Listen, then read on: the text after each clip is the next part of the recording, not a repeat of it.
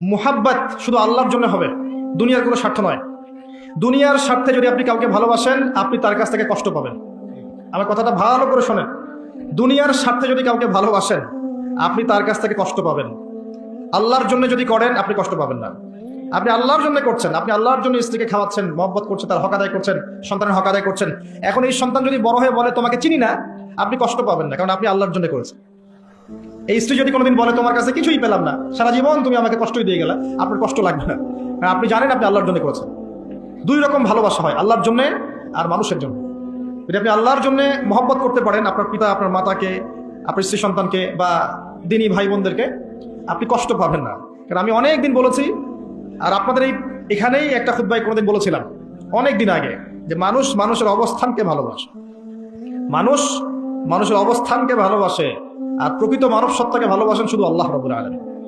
আপনি পাপ করলেও আল্লাহ পাক আপনাকে ধ্বংস করে দিচ্ছেন না, এটা ভালোবাসার পরিচয়। আর পুণ্য করলে তো আল্লাহ পাক অবশ্যই আপনার মর্যাদা বাড়িয়ে দিবেন। সো আল্লাহর জন্য ভালোবাসেন, আপনি কষ্ট পাবেন না। আর আমি বলেছি একটা কথা, আবারও বলি, যার যার হক তাকে তাকে দিয়ে দেন দুনিয়ায়, নিজের হক আল্লাহর কাছে চান, আপনি সুখে থাকবেন। আপনি মানুষের কাছে আশা করতে গেলেই কষ্ট পাবেন।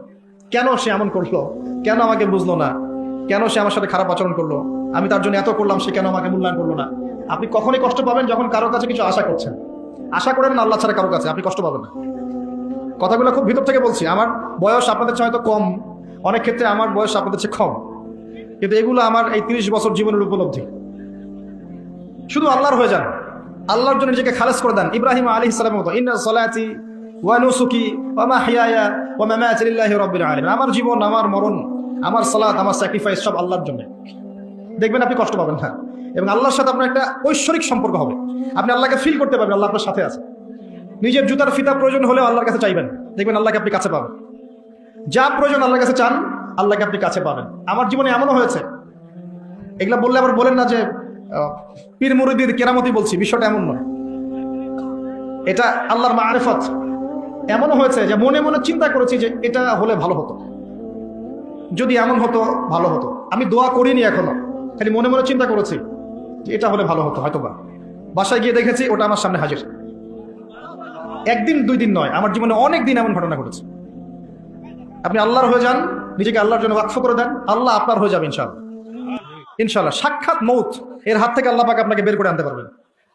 সাক্ষাৎ মৌত, এটা আল্লাহ পারেন। অতএব আল্লাহর জন্য নিজেকে খালেস করে দেন। আর বাকি যা আছে, আমাদের স্ত্রী আছে, সন্তান আছে, পিতামাতা আছে, আমাদের আত্মীয় স্বজন আছে, বন্ধু বান্ধব, প্রতিবেশী আছে, জনগণ আছে, রাষ্ট্র আছে, সবার হক সবাইকে দিয়ে দেন, বাস শেষ। কারণ ইন্না লিল্লাহ, তারপর কি বলেন, ওয়া ইন্না ইলাইহি রাজিউন। এটাই বাস্তবতা। আল্লাহ পাক আমাদেরকে বোঝার তৌফিক দান করুন।